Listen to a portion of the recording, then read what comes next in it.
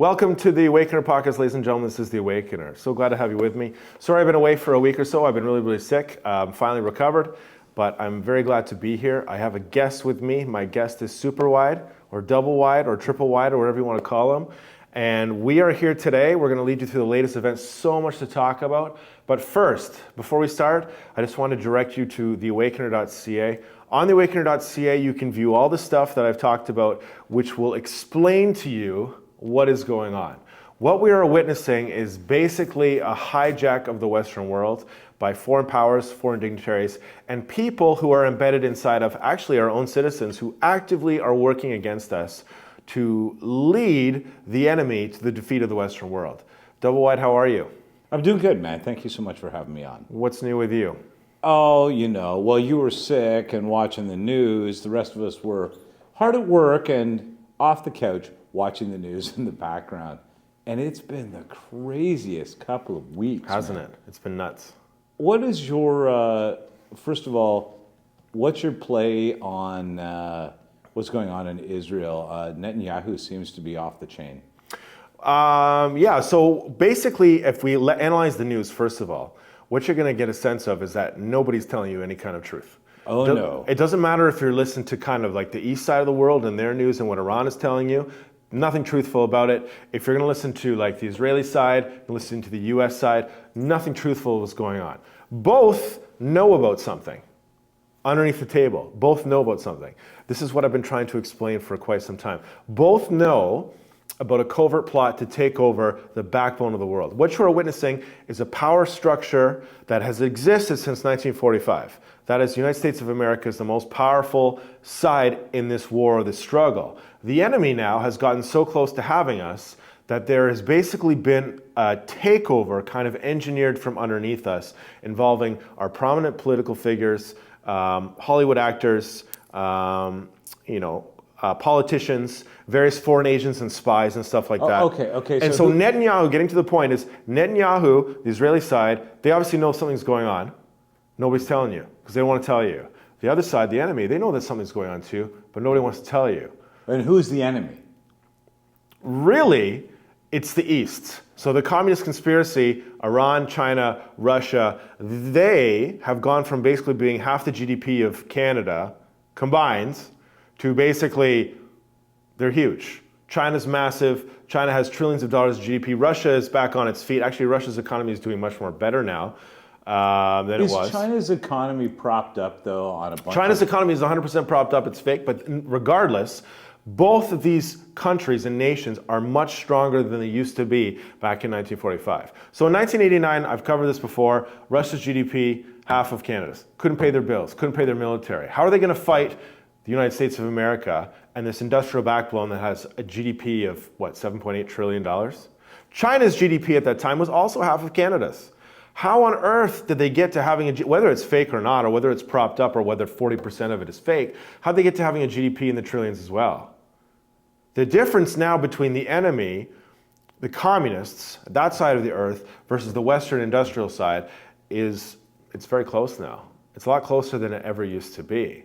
And then last week, of course, late in the week, it's only been a few days now that I'm thinking about it by the time we're doing this, Iran is lobbing weaponry and ordnance into Israel. Right.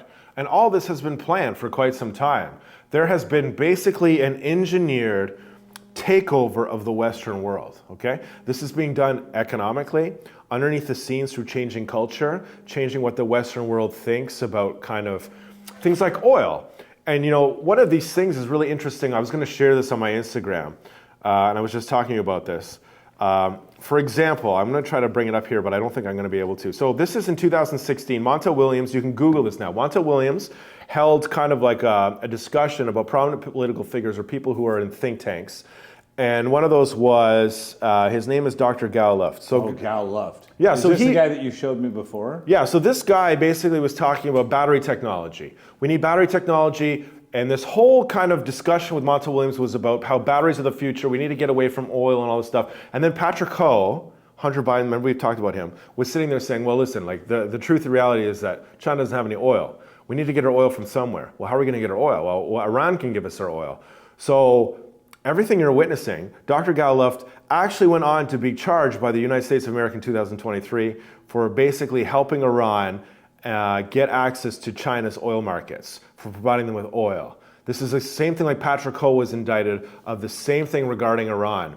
All this stuff is basically, there is an undermounting coup d'etat on the Western world that was from a variety of people. This is not just isolated to strictly Obama. Well, it is isolated to Obama, that's another story, but a bunch of people who are working to basically make it so that the Western world, after Hillary's presidency, was destined to be basically off a cliff. I do believe that Obama hands out keys to the kingdom to just about everybody in the communist world. And the more that we see, well, first of all, the more that we see this kind of retaliation from Iran toward, backing a Muslim Brotherhood state, it's a little terrifying. However, it was obviously a pre-coordinated effort on the part of both Israel and Iran, because of course, it's obvious that Iran's not going to let a single missile get in there. Right. They're not going to let even one unaccounted for missile hit the air, and so this was a lot of theater, and we're seeing the same theater in many parts of the world, where obvious financial control and power control from someplace else is running these countries. USA, Canada, not Russia, not China. It's obvious who's running those places. But in some of the big economic centers of the world, Britain, it's hard to understand who's in charge. Right. I mean, everything's kind of like up in the air right now. This is almost like the fence moment. Describing what was kind of planned and what was supposed to happen to us versus what hasn't happened is a completely different story. I mean, you had Hillary's presidency, what was destined to happen to us was doom and gloom for the Western world. And now you can see kind of this right-wing movement, conservatism is coming back again, where now everything is on the fence. The agenda's on the fence, climate change is on the fence. All these things are methods of war against the Western world.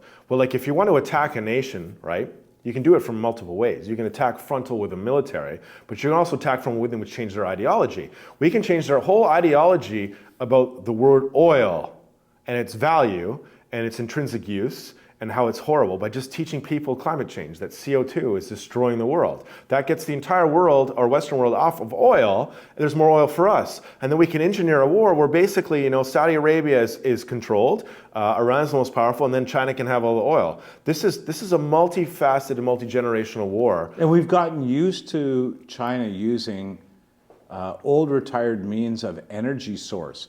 Coal, they're the largest coal-burning they don't give a nation on the crap about climate change. So they're happy to take all the oil in the world. They need all the oil in the world. They want to be, think about what they want. They want to be the USA the way the USA was in 1950, which is nobody can touch us, nobody can declare war on us, and that's all there is to it. The USA right now is trying to hold on to the very fact of its existence as a superpower, faced by these adversaries that clearly have embedded and controlled a vast array of politicians that are feeding us an agenda that is nothing more than killing. And this goes for not necessarily just oil, this goes attacking the family unit, attacking what people believe. This is literally a war, a Soviet war on the Western world. It's interesting because, Putin, in his interview with Tucker Carlson, and I hate to reference that because people get so polarized over this, he talked a lot about religion, about Christianity, about their belief system. You don't hear that anymore from the President of the United States. You don't hear that ever from the Prime Minister of Canada saying, okay, look, our primary values are based on this faith. Right, but Putin is a liar. So if Putin really believed that, Putin would not be funding Iran that hates Christians and hates Jews, because he would be backing the Christian faith. But why is he? Because he's a liar. Because the whole thing about him is that the whole onus about getting us was the lie that the Soviet Union collapsed in 1989. My point is, all of these stronger nations, these nations that are on the rise, they all have a very serious communist power base that is pushed down the throats of its proletariat through religion. Maybe, but the fact of the matter is none of them are teaching their kids about gender transition. None of them are teaching their kids Exactly. about, you know why? Because it doesn't bring strength to society. It's if the fact of the matter is if we don't believe in man and woman and we don't believe in the roles of man and woman, then you don't have a functioning society. This is why they don't allow stuff like this in their own nations, because it's a weapon of war that they're using on us. The method of war is, don't look at communism doesn't exist. I'm all about Christian values. I'm all about anti-communism. I'm all about this, but look at the military agenda. The military agenda is funding Iran, funding China, and procreating this communist takeover. It's a lie. It's just like his whole interview was based on the fact of, at the beginning, Tucker Carlson said, why are we doing this? Well, Ukraine back in 1650 used to be part of the czars and stuff like that. Well, okay. Well, your side that you worked for, the KGB, executed the czars, the Soviets, back in what, 1918? 1917? Putin must love Tucker Carlson. No, it's all a rift. The whole point is the news that you turn on, whether it's based from the Western world or whether it's based from the communist, the Eastern side, that's all nonsense. It's all complete nonsense because none of them are going to tell you the truth. Every day I have constant contact in network news. You know this. And I said to you as recently as this afternoon, oh my God, nobody's in charge. They're just reading the internet. No, they're keeping the population kind of oblivious as to what is really going on. Trust me, there is nobody in charge in network national news, certainly in Canada, and I would say they're asleep at the wheel in America too. I would not value any news right now. You have to do your own research. Oh, of course. And we're literally on the fence movement, because if you understand what the communist plan was, the communist plan was they had a complete control of Hillary, and they were going to do a variety of things to lead the Western world to basically their submission. That is, something would have happened to the West and the USA where they would not necessarily be completely destroyed, but they would lose their hierarchy in the world by a huge margin. And so much so that they would never be able to get it back. And this is kind of what was being orchestrated on them. Now you actually have a complete rejection almost of this ideology and everything that's happening. And the Western world's on a fence move. Well, either we're going to go over or we're not going to go over. And this is really the battle that's unfolding. And you look at all these prominent political figures. You look at John Kerry. You look at Patrick Ho. You look at Hunter Biden, that Gallup guy. What do they all in common? They all tell you one thing, but then they're all covertly working for Iran, China, Russia, the enemy. It's just fact.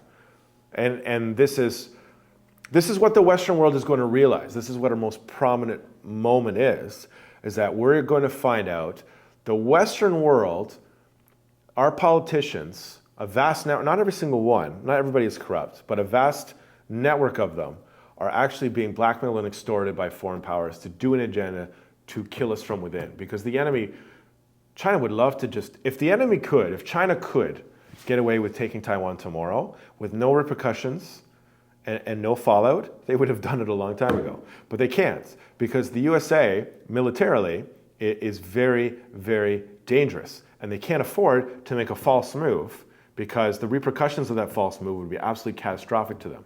Which means, like I've tried to explain to everybody, the communist conspiracy from its original involvement in from Karl Marx's original idea to World War I and World War II, they had a very easy time expanding. But this latest one, since 1945, they're actually facing an enemy that really brings about their own peril and demise. And that is that if the Western world ever realized the truth, that they actually, our politicians, don't work for us, work for them, then we start voting out. And the enemy then loses their control mechanism or their ability to influence us, which becomes very, very dangerous. And this is what's happening. It's literally the fence moment. Awakener, how deep into Europe is this communist influence to take over the Western world? They are embedded basically everywhere. They're embedded all in our major news organizations. Look at Google, the founder of Google. I can't remember his name off by heart, but if you look at Googleheimer. Yeah, Googleheimer. You can Google it. So actually, I think it's Sergey. Sergey is one of them. His family, if you look at his family were KGB agents that came over. And he was the one who started Google in a joint venture project. And look at what they're for. It's the more you understand it. Is this the guy that's now doing Telegram? I can't remember. Yeah. I don't want to say something where I turn out to be wrong. But they embed us completely. So they're slowly being removed as we speak because the general population is starting to say, hey, wait a second, we're done with you. No, no, no. And it's starting to accelerate, and it's going to accelerate anymore once we have something major to verify. How awake do you think we need society to become to get ahead of the curve of them infiltrating us with their own version of you have to wake up? It's tough to say. So I think what we're at now is that the general population, the ones who don't understand what's going on, they're not able to think kind of the layer of onions. They are at a point now where they're like, okay, well, communism is bad. They've gone from the point of, okay, what is this ideology? Oh, it's communism. To, okay, well, communism is bad, but they don't understand how really bad and evil it is and what it wants. So we're almost at the point where communism is very, very evil. This is what, okay, Ukraine, Taiwan, Hamas, Palestine, Israel, Iran. All this is that there was going to be a spark to create a full three-frontal world war. And we have basically right now a giant proxy war for three fronts. They were going to turn it into a giant epic proxy war where something was going to be orchestrated to happen to the USA where that would end up being the expansion of the communist conspiracy because the USA would not be able to respond to its allies. It's just that simple. And we've talked about this, what this event would be. It's literally Barack Obama's movie. Okay, so I can't remember how many episodes back you predicted Iran taking action on Israel. I mean, literally, you might as well have called the date. It was incredible. When we saw the news, we all were in contact with each other here on the show going, oh my God. You were 100% I think it was confident. 6 days before. Yeah. But okay, so if you looked at Trump's time in office, he was talking much about this launch site in Iran and how Iran was looking to probably launch an EMP weapon, right? That's what I kind of speculated. So Russia comes in as soon as Biden wins, and Russia helps Iran launch this EMP weapon. And so as soon as the EMP weapon is in orbit, I go, well, they have their kind of assets in place right now. And the war is probably very close. And then 6 days later, Hamas starts. And then they knew that Israel was not going to do nothing after that. Like, it's very obvious. Israel's not going to let the enemy encroach on it and say nothing. So they knew that Israel was going to respond. Israel ends up responding, and they know Iran was going to do something back, right?